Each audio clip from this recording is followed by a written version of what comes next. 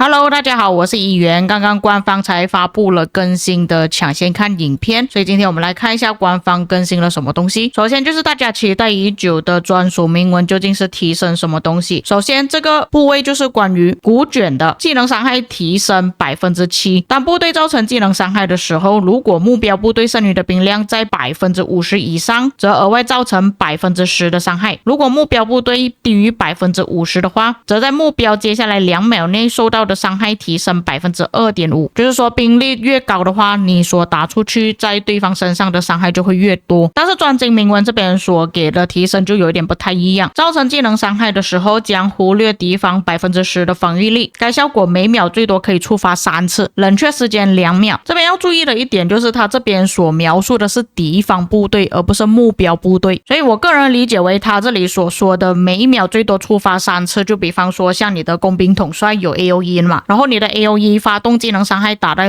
敌人的身上的时候，可能会有超过3个敌人以上都是会有中到你的技能伤害 AOE 的，那他们就会有 10% 的防御力降低。所以这个冷却时间2秒呢，就对秦始皇来说就有点可惜啊，因为他的普攻基本上都是在发动 AOE 的技能伤害，虽然是普攻，但是我可以相信他这个提升了之后会变得比较强一点，就讲不管是专属还是专精都好，都算是蛮不错的。当然专属会更好一点啦，毕竟它的伤害提升的会更高。但如果你没有专属的情况下，降低对方的防御力 10% 也算是 OK 的。当然它这边是说忽略掉了，不是降低啦。下一个专属铭文是来自于乐器的，会获得 7% 的技能伤害提升。主将每拥有300点怒气的时候，部队造成的伤害提升 1%， 并且受到的伤害降低 1%， 最高可以到达 6%。这个阵地在主将释放技能的时候会持续3秒，阵地数值在触发时固定，不会随怒气的变化而改变。那前面提升 7% 的部分，这个就不需要解释，大家都比较明白啦。然后后面怒气的部分300点就会加 1% 嘛，所以正常情况下，当你们释放怒气的时候，都是会提升 3%， 造成的伤害提升，还有受到的伤害降低。只是我不是很理解他这边所谓的 6% 是这2个提升跟降低的总数 6% 呢，还是说每一个都会提升到 6% 最多？因为如果是根据他的逻辑来讲的话，最多提升到 6%， 这样我们的怒气都要到1800点，这个不太大可能啊。因为基本上我们的怒气到了1000，或者是一些比较技能释放比较快的统帅，像是项羽哥哥900点就放了，不可能到1800点这么多。当然也不排除可能会有一些天赋的机制，可以让你在主将释放主动技能的时候，瞬间帮你恢复怒气，瞬间提升 1% 的额外伤害，或者是减免之类的。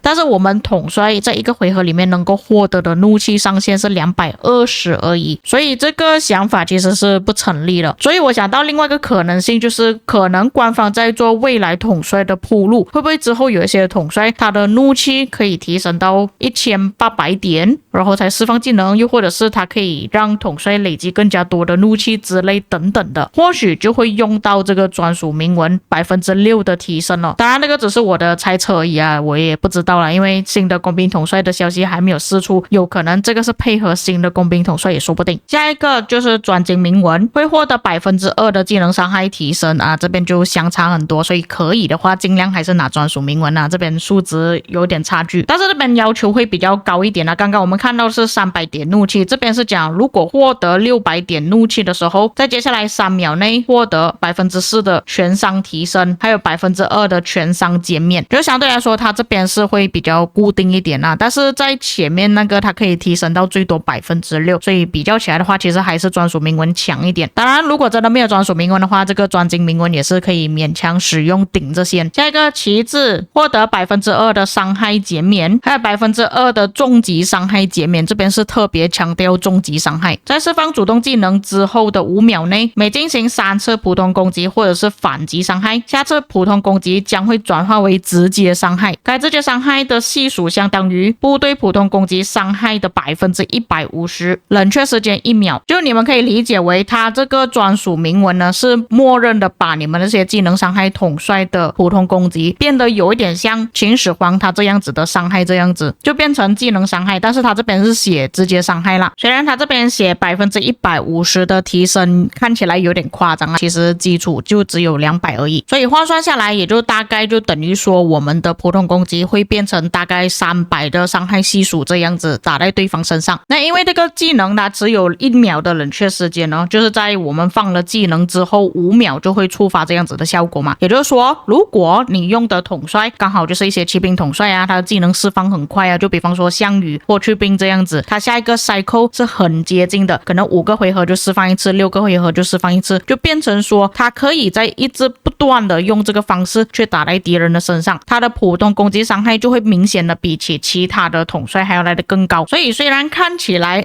他这个专属铭文好像没有什么太大的效果，他这边提升也太少了，但是我们仔细去想的话，你以少这样子慢慢去累积的话其实是很多的，但前提是你必须要先释放你的技能先如果没有办法释放的话就没有这个效果了，就是为了避免秦始皇他的技能会有重叠，因为秦始皇他是释放技能伤害嘛，前面我们看到的几个专属铭文都是讲释放了技能伤害之后就会怎样怎样的提升，他这个就是特别要求一定要触发了主动技能才可以，否则的话就会变成说秦始皇过于 OP 了，他本身他自己的伤害就提升很高了，尤其是他的普攻就等于是技能伤害，如果再加上这个的话就会更加恐怖，基本上就是可以拿去做地鼠啊，随便敲随便赢这样子。但是他的专精铭文就比较单调一点获得1.5%的伤害减免，还有1.5%的重击伤害减免，就这样子。最后徽章的专属铭文提升12.5%的技能伤害提升，哇，这个也太夸张了吧，12.5%。专精铭文的话就是5%的技能伤害提升，这个大家也是很明显看到哪一个会比较好啦，所以有能力的话尽量去拿专属铭文。不过它这个描述就比较单调一点没有像前面这么复杂，所以这里我就翻译给大家知道，并且做我个人的解读当然也有可能理解错误啦，这个可能我们等实测的时候才知道有什么效果。但是我个人看下来呢，这个新的血腥阵 2.0 确实是比起 1.0 好很多啦，所以如果你是真的需要用到技能伤害的军器的话，就尽量去换掉它，你们也可以看到这个差别有多大了。尤其我比较看好就是旗帜的专属铭文虽然可能大家觉得不怎么样啦，但我觉得实测下来应该会比较离谱一点。那当然说到军器的部分呢，肯定是要讲到这个转换石的部分，因为之前官方就有讲过他们会给我们一些转换石啊之类的。那这里我们可以看到，当我们登录3天就可以拿到3个洗炼石，还有10个60分钟的治疗加速，要登录7天才可以拿到1个免费的转换石，那有免费的给你，我们就不要要求这么多了。至于下面的部分呢，就是说你拿到多少个金色的军器才可以去解锁，就比方说像这个你要获得10个金色的军器才可以拿到这个东西，这个是什么还不确定，等一下看它有没有点开来看。另外一个就是要20个金色的军器获得才可以拿到5个的洗炼石，30个金色的军器获得才可以拿到10个，要拿到50个金色的军器才可以拿到1个转换石，它给的有点太抠门了吧也要50个金色的军器才可以拿到1个。当然对于大佬来讲不是什么太大的问题可能他们有存着很多箱子，那如果你之前没有存着这些金色的装箱子的话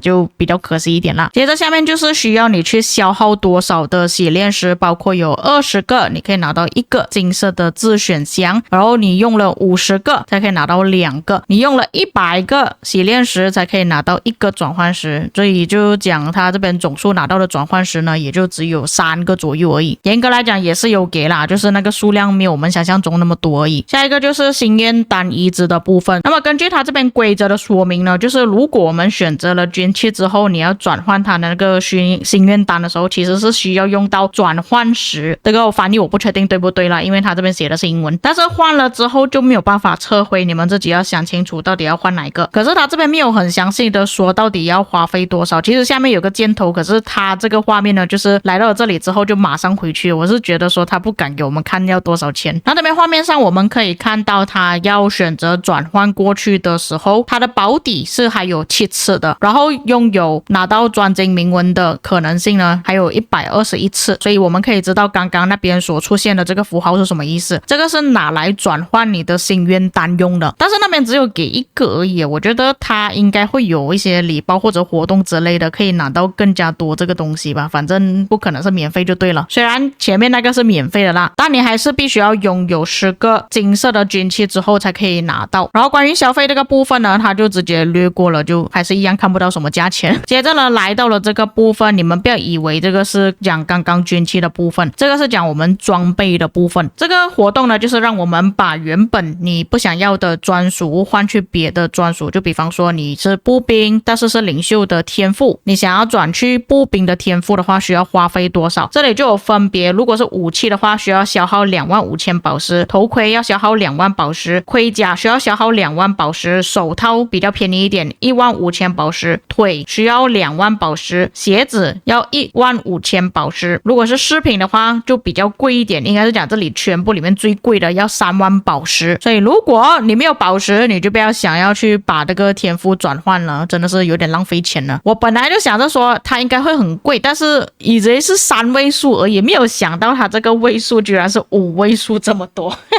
这个更加不可能有玩家想要去换了，太贵了。下一个就是装备分解，然后返还100%的材料给你。你们可以看到这边的价钱是有多么离谱了52200颗宝石。那其实它这边是有讲究的，为什么会变成这个价格？它是根据说你这个装备究竟是丢了多少的金色的材料进去。像它上面写的一些废话我们就不听了，只是听它下面讲的一些重点。首先，如果你拆一个装备的时候，它会退还所有你锻造、洗炼或者是觉醒所用过的所有装备材料，所以其实它这个返还也算是挺值得的，它全部材料都给回你嘛。但是只能选择一件装备分解，那分解的部分如果是一个金色的材料，就需要花120颗宝石去兑换。就比方说你们可以看到现在这个画面上它有80个石头、80个木材跟80个皮嘛，就变成说它这边总数加起来，然后再乘以120，所以我们才看到这边有28800的宝石，这个数目是对了的。但严格来讲啦，它这边120的数目呢，其实是去比起我们 VIP 商店里面购买金色材料还来的便宜。但重点还是那一句，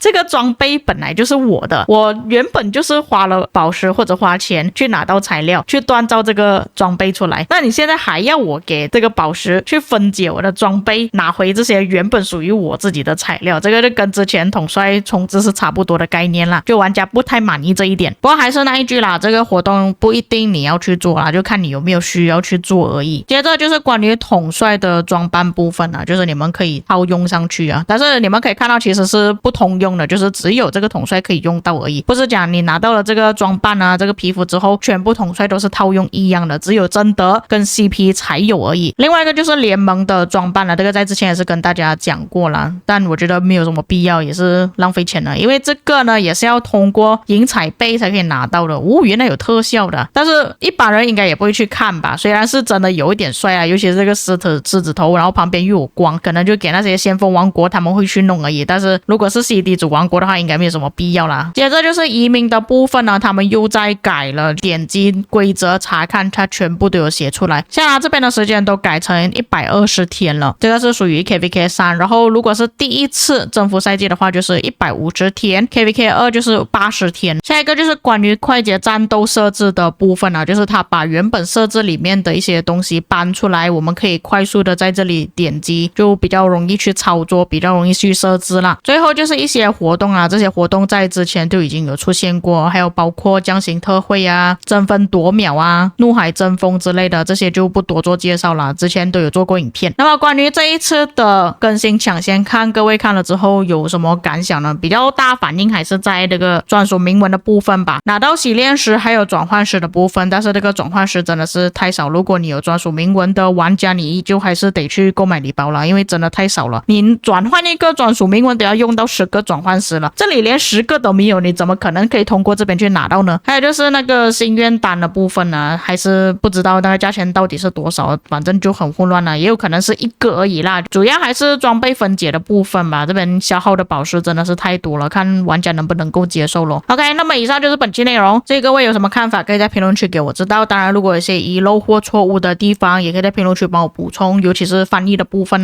因为前面铭文那边呢全部都是写英文那我们下个影片再见。